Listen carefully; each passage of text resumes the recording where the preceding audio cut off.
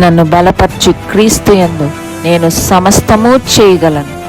దేవుడు మన పక్షమునుండగా మనకి విరోధి ఎవడు?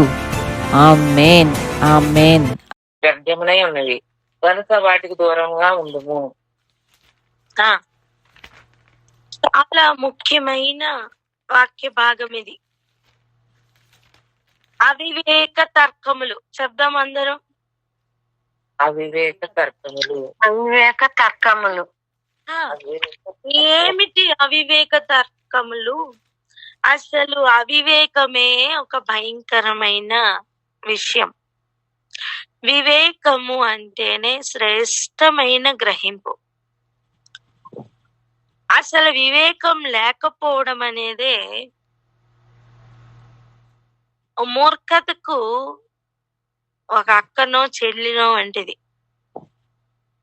ఎలాగైతే తెలివి, జ్ఞానము ఇవన్నీ అక్క చెల్లెలుగా ఉంటున్నాయో, అవివేకము, మూర్ఖత ఇవన్నీ అక్క చెల్లెలుగా ఉంటాయి.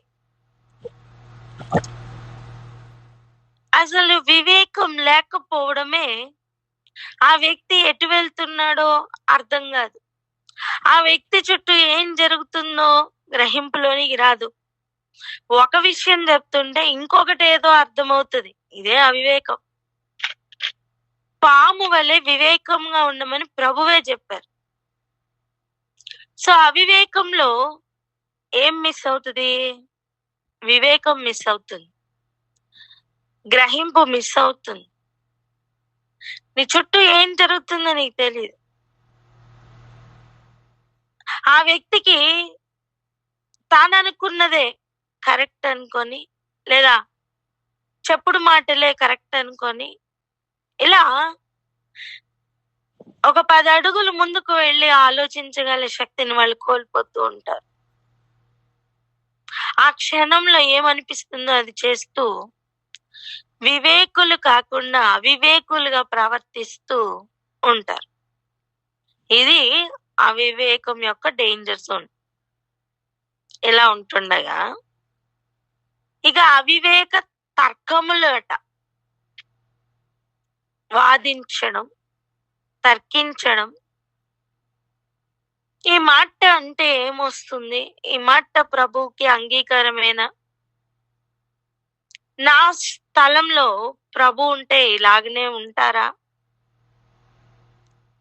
క్రీస్తుని పోలి నడుచుకోవాల్సిన నేను ఈ సమయంలో నేనేం మాట్లాడాలి? ఎదుట వ్యక్తులు ఇలా తర్కిస్తున్నప్పుడు ఈ విషయంలో నేను ఏమని స్పందించాలి? ఏమి మాట్లాడితే ప్రభుకి మహిమకరంగా ఉంటుంది? ప్రభువే గనక ఉంటే ఏమని మాట్లాడి ఉండేవాళ్ళు?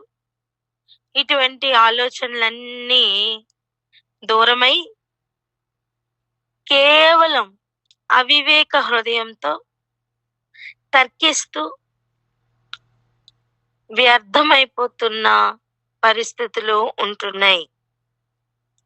ప్రత్యేకంగా ఈ అంత్యకాల దినముల్లో అపవాది ప్లాన్ చేస్తున్నది సమయం దొంగిలించాలని. చెప్పండి, దేన్ని దొంగిలించాలని? సమయం దొంగిలించాలని.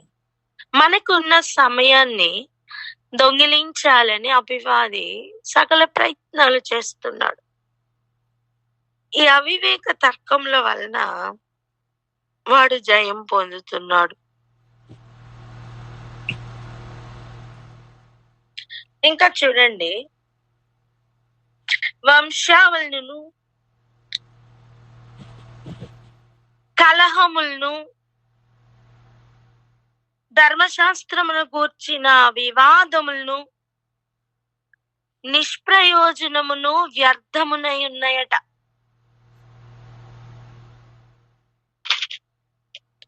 అనవసరమైన వివాదాలు,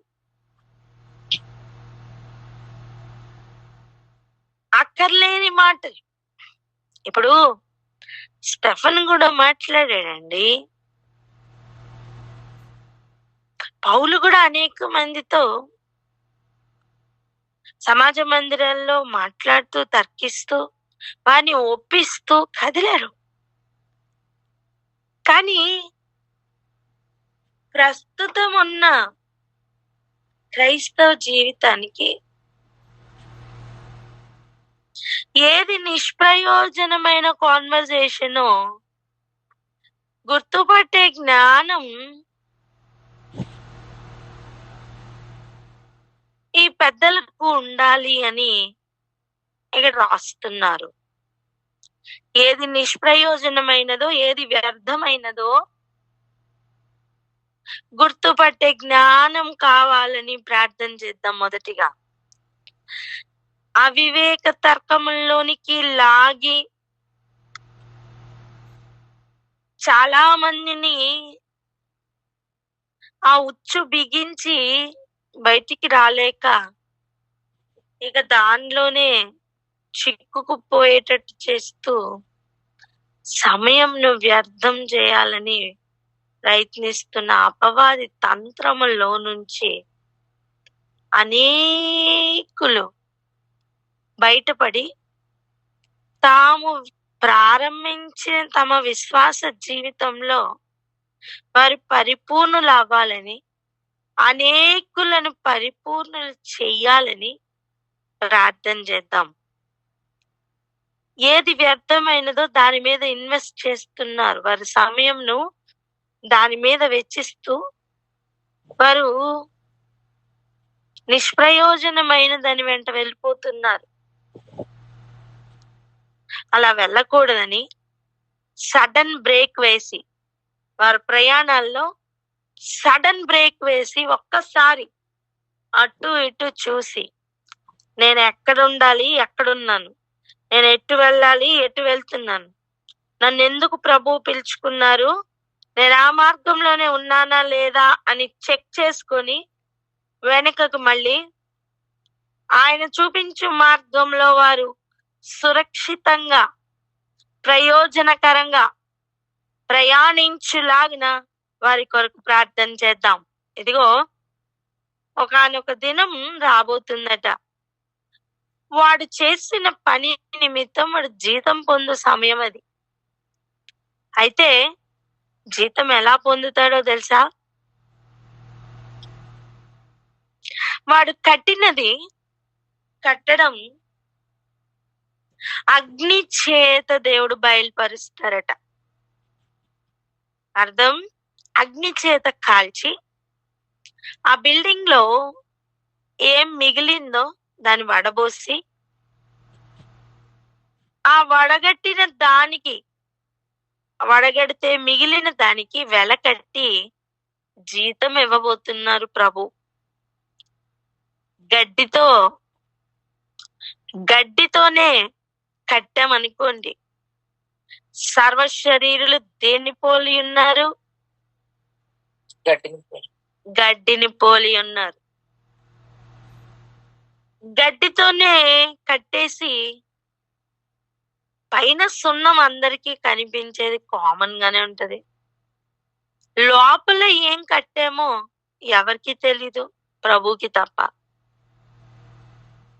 ఇప్పుడు కింద నుంచి అగ్ని పెడితే ఆ గడ్డి కాలిపోతుందా, నిలిచి ఉంటదా? ఖచ్చితంగా కాలిపోతుంది.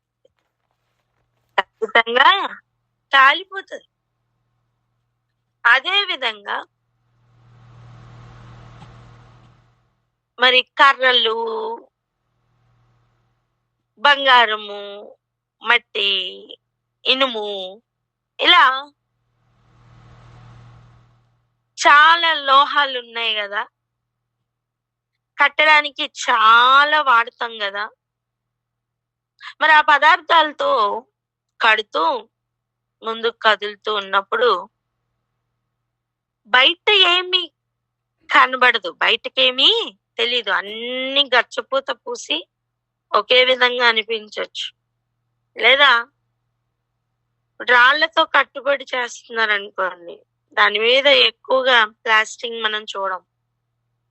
మనం రాళ్లతో కట్టిన గోడలు చూడండి, అవి జస్ట్ అతికించి అలా వదిలేస్తూ ఉంటారు. మరి అవి అందంగా కనిపిస్తాయా? లేదు. బయట చక్కగా ప్లాస్టింగ్ చేసి మంచి సున్నం వేసి అందంగా కనిపిస్తాయి. కళ్ళకి అట్రాక్ట్ చేసే మంచి మంచి రంగులు వేసినవి అందంగా కనిపిస్తూ ఉంటాయి. రాళ్ళు అందంగా కనపడవు. అలా దేంతో చేస్తున్నారో మనకి బయటికైతే తెలియదు. కానీ ప్రభు ఆ దినం వాటికి కింద మంట పెట్టి ఏవేవి కాలిపోతాయో ఆ బూడిదలో నుంచి ఏం మిగిలినవో దాన్ని తీసి ఆ మిగిలిన దానికి జీతం ఇవ్వబోతున్నారు. మరి అటువంటి సమయం ఇప్పుడు వ్యర్థమైన తర్కవాదములలో ఇన్వాల్వ్ అయ్యి, వివాదముల్లో ఇన్వాల్వ్ అయ్యి సమయం అంతా వేస్ట్ చేసుకొని, కట్టుబడి లేకుండా, ఒక్క బిల్డింగ్ కూడా లేకుండా, ఒక రాయి కూడా లేకుండా అయిపోయారు అనుకోండి, అగ్నికి నిలబెట్టడానికి కూడా వారి దగ్గర ఏముండదు, కట్టడం ఉండదు.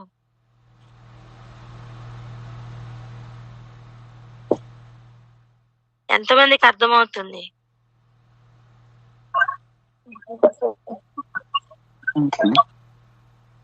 దయచేసి అర్థం చేసుకుందాం. అవివేక తర్కములు గాని వివాదములు గాని మనల్ని మార్గంలో నుంచి తిప్పివేస్తాయి, మార్గంలో నుంచి తప్పివేస్తాయి. ఎట్లా అంటే ఒక డైవర్షన్, అది భయంకరమైన డైవర్షన్.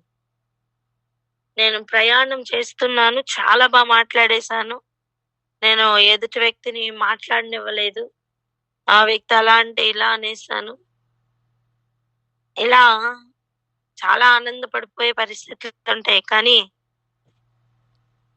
చివరికి ప్రభు వచ్చి జీతం ఇచ్చే సమయం ఏమీ దొరకదండి. సోమరివానికి ఏమీ ఉండదు, ఇలా డైవర్ట్ అయిపోయిన వాళ్ళకి కూడా ఏమీ ఉండదు. మరి ఆ దినం సిగ్గుపడకూడదు గనుక ఈ దినమే చుట్టూ చెక్ చేసుకొని ఎందుకొరకు పిలువబడ్డారు, ఏం చేస్తున్నాము అనే ఒక ప్రశ్నతో వెనుకకు మళ్ళీ ప్రభువు చిత్తం నెరవేర్చువారిగా మారాలని, ఇటువంటి తర్కముల్లో చిక్కుకుపోయిన వారి గురించి ఈరోజు ప్రత్యేకించి ప్రార్థన చేద్దాం. ఇలాంటి వివాదాల్లో చిక్కుకుపోయిన వారి గురించి ప్రత్యేకించి ప్రార్థన చేద్దాం. మేబీ అనేక దోష కార్యాల నుంచి వారు తప్పింపబడవచ్చు. అనేక మందిని దేవుడు తన కాపుదలనిచ్చి మార్చి వారు వెళ్ళవలసిన మార్గంలో పెట్టచ్చు. దేవుడు తన పని చేయునుగాక. కానీ ఈ రోజు ఒక విజ్ఞాపన ఆయన సన్నిధికి చేరనిద్దాం. అంత్యకాల దినముల్లో ప్రభు అనేకులు వ్యర్థమైన వాదనలకు పోయి తమ సమయమును వ్యర్థపరుచుకుంటున్నారయ్యా. మేము అటువంటి వాదనలోకి వెళ్లకుండా మమ్మల్ని కాపాడమని ప్రార్థన చేద్దాం. సంఘములను కాపాడడానికి దేవునికి వేడుకుందాం. ఎవరన్నా ప్రార్థన అందుకోండి. అవును అనిపించిన వారు, ఇటువంటి తర్కముల నుంచి అనేకులు బయటికి రావాలి అని ఆశ ఉన్నవారు ప్రార్థన అందుకోండి.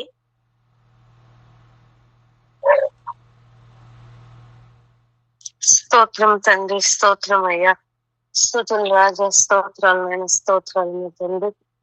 పరిశుద్ధుడా వందనాలు ప్రభా. నాయన అవివేకంతో కూడినటువంటి తర్కములు, వివాదములు ప్రభా స్తోత్రం తండ్రి, ఇవి నిష్ప్రయోజనమైన ప్రభా నాయన మీ వాక్యం ద్వారా తెలియచేస్తుండగా తండ్రి ప్రభా నాయన జ్ఞానం కలిగినటువంటి వారముగా, వివేకము కలిగినటువంటి వారముగా ప్రభా నాయన అటువంటి వాటికి దూరముగా ఉంది ప్రభా నాయన. స్తోత్రం తండ్రి, స్తోత్రం రాజా, స్తోత్రం నాయన, స్తోత్రం తండ్రి, స్తోత్రం అయ్యా, స్తోత్రం రాజా. నాయన మీరు అనుగ్రహించినటువంటి దర్శనమును బట్టి నాయన మీరు ఎందుకు నాయన వారిని పిలుచుకున్నారు ప్రభా నాయన, అట్టి రీతిగా మాత్రమే ప్రభా నాయన వారు నిలబడి ప్రభా నాయన మీ సేవలో కొనసాగుటకు, నాయన మీ దర్శనంలో కొనసాగుటకు నాయన మీరు చూపించిన మార్గంలో నడవటానికి ప్రభా స్తోత్రం తండ్రి.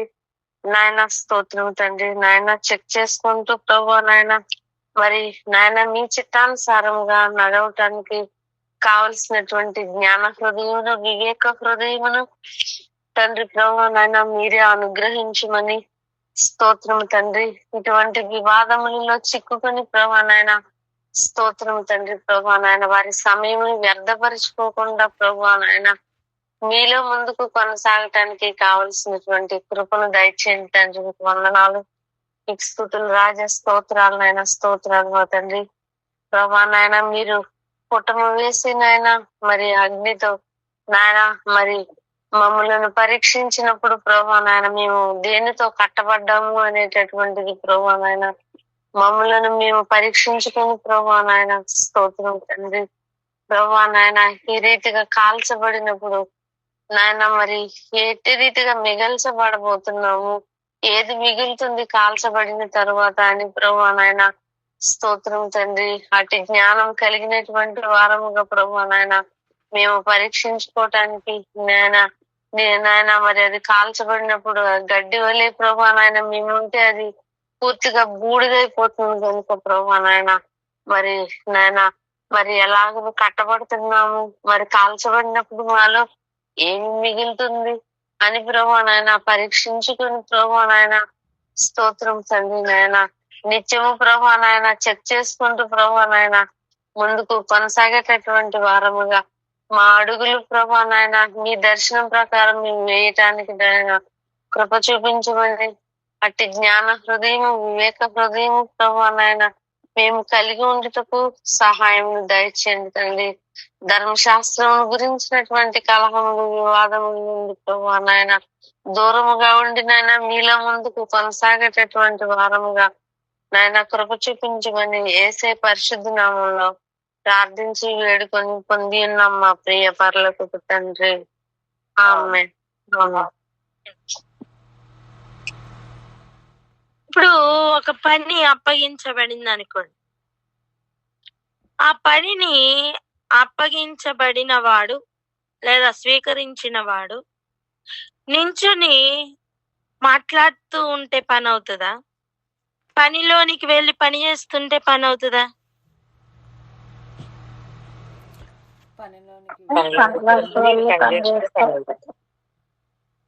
లోకంలో ఒక సామెత ఉంది.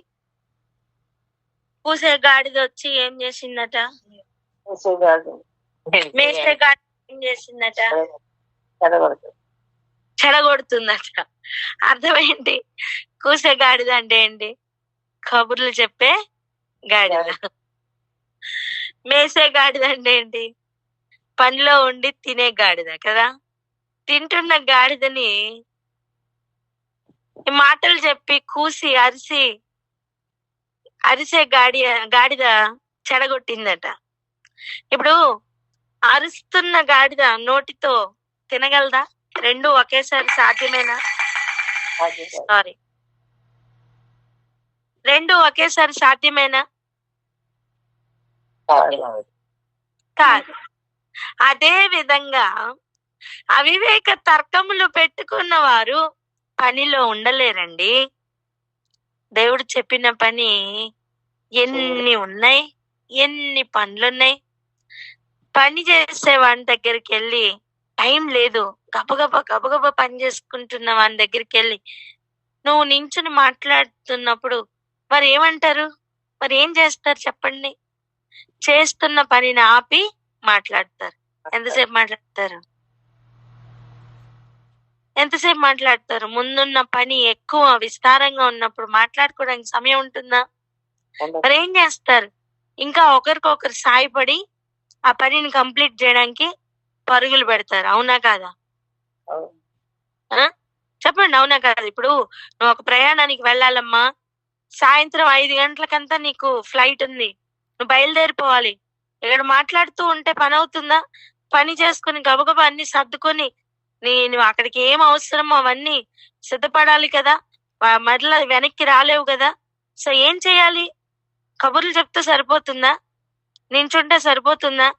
గబగబా అన్ని సర్దుకొని అన్ని చూసుకోవాలా? చెప్పండి. ఒక వేగిరపాటు ఉండాలా లేదా? ఉండాలి. అది అవివేక వాదముల్లో, అవివేక తర్కముల్లో, వివాదముల్లో ఇదే జరుగుతుంది. నించొని మాట్లాడుకుంటూ ఉంటారు, వాదిస్తూ ఉంటారు, చెయ్యవలసిన పని ఆగిపోతది.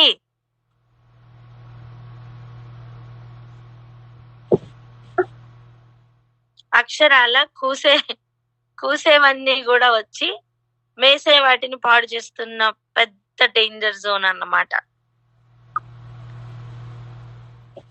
నువ్వు దేవుని చిత్తం నెరవేర్చడానికి ఎన్నుకోబడిన వ్యక్తివి. వివాదములు నిన్ను అక్కడ ఆపివేస్తాయి. అంతేకాదు, ఇక్కడ ఒక విషయం చెప్పాలి. ఈ అవివేక వాదన ఆటో ఇమ్యూన్ డిసీజ్ లాగా సెల్ఫ్ గా కూడా హృదయం లోపల జరుగుతున్న వివాదములు కూడా ఉంటాయి. ఇది ఒక డేంజర్ జోన్. అర్థమైందా? ఎదుట ఇంకొక వ్యక్తి వచ్చి మాట్లాడడం వేరు, హృదయంలో ఒక తర్కం జరగడం వేరు. ఎవని హృదయంలో వానికే లేనిపోయిన ఆలోచన అన్ని వచ్చి ఆలోచనలే కొట్టుకుంటున్నప్పుడు ముందు కదలలేకుండా ఆగిపోతున్న సందర్భాలు ఉంటాయి. అది కూడా ఒక డేంజర్ జోనే. సంఘం ముందుకు పరిగెట్టకుండా ఎన్ని ప్రయత్నాలు జరుగుతున్నాయి చూసారా? కామాతురత వలన కొంతమంది తప్పిపోతుంటే, ధనాపేక్ష వల్ల కొంతమంది పడిపోతుంటే, ఇటువంటి పనిలోనే ఉన్నాను అనుకుంటూ డైవర్ట్ అయిపోతున్న ఇటువంటి డేంజర్ జోన్స్ కూడా ఉన్నాయి. వీటన్నిటి నుంచి మన నాయకుల్ని మనం కాపాడుకోవాలి. వీటన్నిటి నుంచి మన సంఘాలు తప్పింపబడాలి జ్ఞానం కలిగి. యేసు ప్రభు చూడండి, మాటల్లో చిక్కులు పెట్టాలని ఒకనాడు చిక్కులు పెట్టువారు అందరూ ప్రభు చుట్టూ చేరి, నువ్వెవరో మాకు తెలుసయ్యా, నువ్వు చాలా గొప్పోడివి అని వారి శైలిలో, వారి స్థాయిలో ఆయన పొగిడి, మరి కైసర్కి పన్నిమ్మంటావా వద్దంటావా, నీ ఉద్దేశం ఏంటి అని అడిగి తర్కించాలని, మాటల్లో చిక్కులు పెట్టాలని ప్రయత్నం చేస్తూ వచ్చినప్పుడు యేసు ప్రభు దాని ముందే కనిపెట్టారు. గుర్తుందా? ఒకటే మాట చెప్పారు, కైసర్ది కైసర్కి ఇవ్వండి, దేవుంది దేవునికి ఇవ్వండి అంటే వారు మాట్లాడుకుని వెళ్ళిపోయారట. కారణం ఏంటి? ఎదుటివానికి సౌండ్ లేకుండా ఉండే ఒక్క వర్డ్ ఆయన చెప్పారు. సరే, అక్కడితో ఆగింది అది?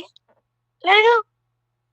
పిలాతు దగ్గరికి వెళ్ళినప్పుడు కైసర్కి డబ్బు ఇవ్వద్దన్నాడు, పన్ను కట్టద్దన్నాడు, తనకే కట్టాలట అని ఆయన మీద నేరం మోపారు. ఇప్పుడు యేసు ప్రభు మీద నీకు కోపం రావట్లేదంటే నువ్వు కైసర్కి ద్రోహం చేస్తున్నావు అని పిలాతుని భయపెట్టారండి. అంటే ఎక్కడ మాటలు ఎక్కడ పెట్టి ఎలాగా త్రిప్పారో, ఎలా ప్రేరేపించారో గమనించండి. వ్యర్థమైన వాదనలు, అనవసరమైన డైవర్షన్స్ కదా ఇవన్నీ. నేనేమంటున్నానంటే అటువంటి వాటికి యేసు ప్రభు పడిపోలేదు. ఆమెన్. ఆమేన్. ఇప్పుడు సంఘానికి కూడా అట్టి జ్ఞానం అవసరం. అనవసరమైన వాదములు, అవును నువ్వు చేయని తప్పుకి నేను నిలబెడతారు నాన్న, అనవసరమైన మాటలు మాట్లాడతారు. అవును, లోకం పనే అది. యోసేపు మీద నిందలు మోపారు. ఎక్కడైనా తర్కించి నా గురించి నేను నిందారహితుడినని లేకపోతే నిర్దోషిని నిరూపించుకోవడానికి నేను ఇక్కడ ప్రయత్నం చేశాను అనే దాఖలాలు ఉన్నాయా? చెప్పండి, ఉన్నాయా? లేదు. ఏం నేరం చేశాడని బాప్తిస్మిచ్చిన యోహాన్ని చంపారు, అపోస్తలులందరూ చంపబడ్డారు. యేసు ప్రభు ఏం నేరం చేశారని చంపబడ్డారు? ఆయన నామం నిమిత్తం నింద గాని దూషణ గాని రావడమే మన ఫలం అధికం అవడానికి కారణమైతే, ఇవన్నీ ఎక్కువ స్థాయిలో ఉన్నాయి కదా, హతసాక్షులు అవ్వడం ఇంకెంత భాగ్యం.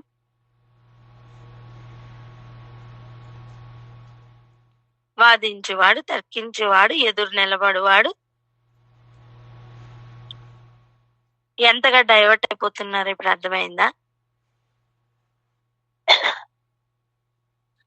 ఏదేమైనా ప్రభు అప్పగించిన పనిలో ముందుకు వెళ్ళడానికి అడ్డముగాను ఆటంకములుగాను తోకతో పనిచేస్తున్న, తోక వంటి తంత్రములతో పనిచేస్తున్న అపవాదిని గుర్తుపట్టాలని, వివేకం అధికం అవ్వాలని ప్రార్థన చేద్దాం. ఈరోజు మనం చేస్తున్న ఈ ప్రార్థన అనేక ఏరియాల్లో పని చేయబోతుంది. దేవుడు దాన్ని జ్ఞాపకం చేసుకోబోతున్నారు. మనకి తెలియదండి, మనకి తెలీదు. అటువంటి వాటిలో చిక్కుకుపోతున్న వారిని దేవుడు తన కృప చేత లాగబోతున్నారు. నేనేమంటున్నాను తెలుసా? వారికి ఒక్క చేయి కాదు, 2 చేతులు ఇచ్చి వారిని బలవంతంగా దేవుడు వాటి నుంచి విడిపించుతారు. ఆమేన్ చెప్పండి. ఆమేన్. దేవుడు మరలా ఒకసారి వెనక నుంచి తట్టి ఆయన వైపు త్రిప్పుకొని ముచ్చటిస్తారండి. ముందున్న తర్కములను విడిచిపెట్టి వెనక ప్రారంభించిన పనిలోనికి వారు మరలా చేరుకొని బలము కలిగిన ప్రయాణం వారు చేస్తారు. అనేకులు ఆయా రాష్ట్రాల్లో, ఆయా దేశాల్లో ఇటువంటి చిక్కుల్లోను వివాదాల్లోను చిక్కుకుపోయిన వారు విడిపింపబడాలని ప్రార్థన చేద్దాం. అనేకులకి విమోచనకు కారణంగా వారు ఉండాలని ప్రార్థన చేద్దాం.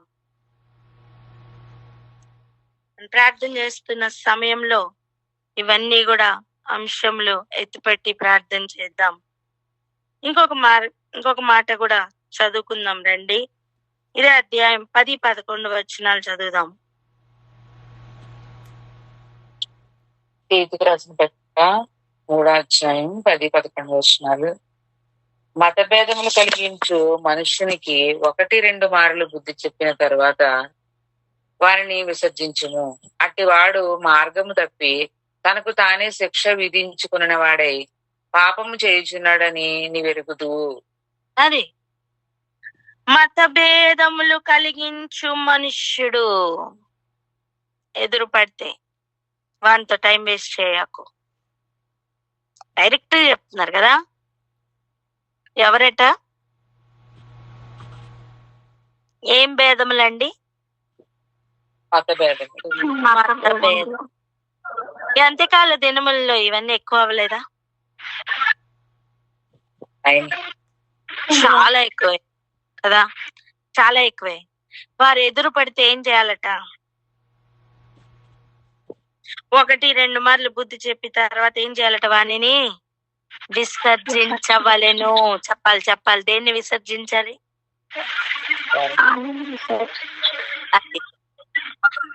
అధికమైన దోషము కలగకుండా ఇది కాపాడుతుందండి. మనని విడిచిపెట్టేసేయాలా, విసర్జించేయాలా. మనం విసర్జించింది మళ్ళీ ముట్టుకుంటామా? అలా వాణిని కూడా విసర్జించేయాలట. మత భేదములు కలిగించాలని, వివాదములు పెట్టాలని ప్రయత్నం చేస్తూ నేను డైవర్ట్ చేయాలని వాడు ఎందుకు ప్రయత్నం పడుతున్నాడో తెలుసా? ముందున్న నీ పనిని ఆపివేయడానికి. నువ్వు కూడా కూస్తూ అక్కడ అరుస్తూ అక్కడ మురుగుతూ నించుండిపోతావు. నీ ద్వారా జరగవలసిన పని ఆగిపోతుంది నానా. దానిలో నుంచి బయటికి రమ్మని దేవుడు ఈరోజు పిలిపిస్తున్నారు.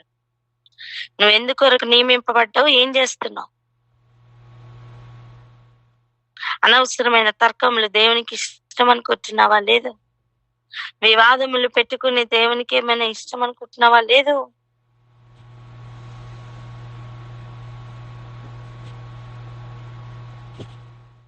దేవుడు ఎంతవరకు మాట్లాడాలో అంతవరకు నీ నోటికి మాటలు ఇస్తారు. మిగిలినవన్నీ దుష్టు నుంచి పుట్టినవే తెలుసా. నువ్వు కట్టవలసిన కట్టడం ఆగిపోతుంది నానా. నువ్వు ఏర్పాటు చేయబడిన పని, నువ్వు పిలువబడిన నీ పని ఆగిపోతుంది. ఒకసారి 8వ వచనం చూడండి. ఈ మాట నమ్మదగినది గనుక దేవుని యందు విశ్వాసం ఉంచిన వారు సత్క్రియలను శ్రద్ధగా చేయుట యందు మనస్సుంచున్నట్లు. ఏం చేయాలట? సత్క్రియలు శ్రద్ధగా చేయడానికి ఏముంచాలట? మనస్సుంచాలట. అర్థమైందా? ఇప్పుడు మనసంతా తర్కించడానికి, వివాదములు పెట్టుకోవడానికి, మత భేదముల్లో ఇన్వాల్వ్ అయిపోయి పెట్టావనుకో, నువ్వు ప్రతి సత్కార్యం మీద మనసు ఉంచగలవా? ఎన్ని మనసులు ఉన్నాయి? ఇక్కడ ఒకటి అక్కడ ఒకటి పెట్టడానికి అవుతుందా?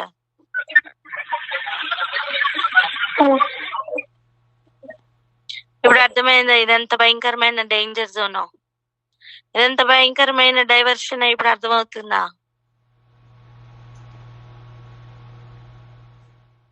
చేసేవాడు చెప్పుకోవాల్సిన అవసరం లేదండి, నిరూపించుకోవాల్సిన అవసరం లేదు. చేసుకుంటూ వెళ్ళిపోవాలి. వెళ్ళిపోయిన తర్వాత నీ పని మాట్లాడుతుంది నాన్న. నువ్వెవరో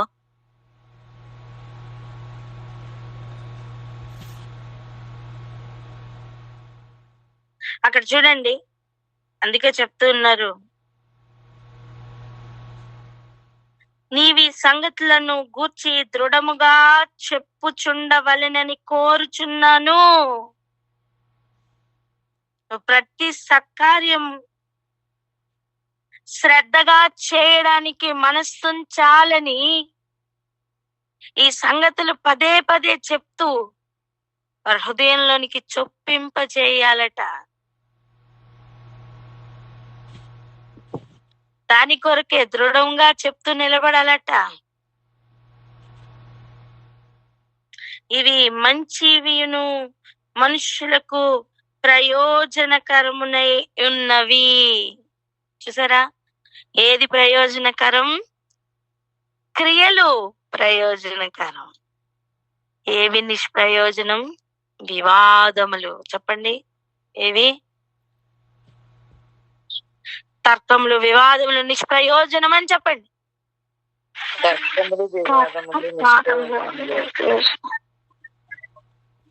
వాటి వలన ఏమీ రాదు. వాడు ఆల్రెడీ మార్గం తప్పి తిరుగుతున్నాడట. చూసారా? 11వ వచనం, అట్టి వాడు మార్గము తప్పి తనకు తానే శిక్ష విధించుకొనిన వాడై పాపము చేయుచున్నాడని నీవెరుగుదువు. వాడు ఆల్రెడీ మార్గం తప్పి తిరుగుతున్నాడు. వాడెంట పోతే నువ్వేం చేస్తావు? నువ్వు కూడా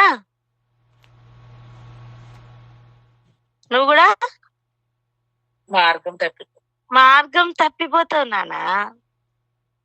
మనం వెళ్ళవలసిన ఏరియాలో ట్రాఫిక్ జామ్ అయిందనుకోండి, మనం ఏం చేస్తాం? ఇంకొక వే వెతుక్కుంటాం. అవునా?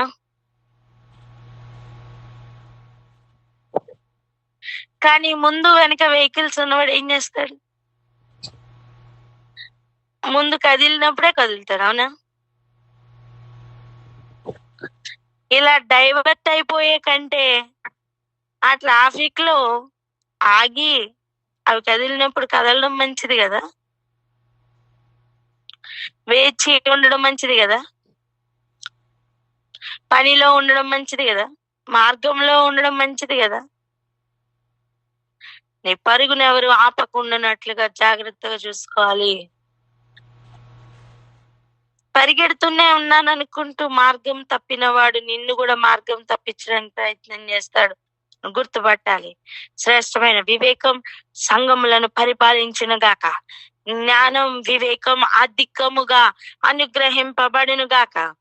ఇస్తున్న వివేకమును, అనుగ్రహిస్తున్న జ్ఞానంను అనేకులు డౌన్లోడ్ చేసుకొని హృదయం అంతా నింపుకొని జాగ్రత్త కలిగిన వారే అడుగులు వేస్తూ తాముకు తాము హాని కలుగు చేసుకోకుండా, ఇదిగో వివాదములు చిక్కుకోకుండా, ప్రయోజనకరమైనవి ఏవో నిష్ప్రయోజనమైనవి ఏవో గుర్తుపట్టి జాగ్రత్తగా నడవవలనని ప్రార్థన చేసుకుంటూ ఈరోజు సంఘముల గురించి ఎత్తిపడదాం. ప్రార్థన అంశములను కూడా ఎత్తిపట్టి ప్రార్థన చేద్దాం. అక్క hallelujah. Thank you Jesus. Thank you.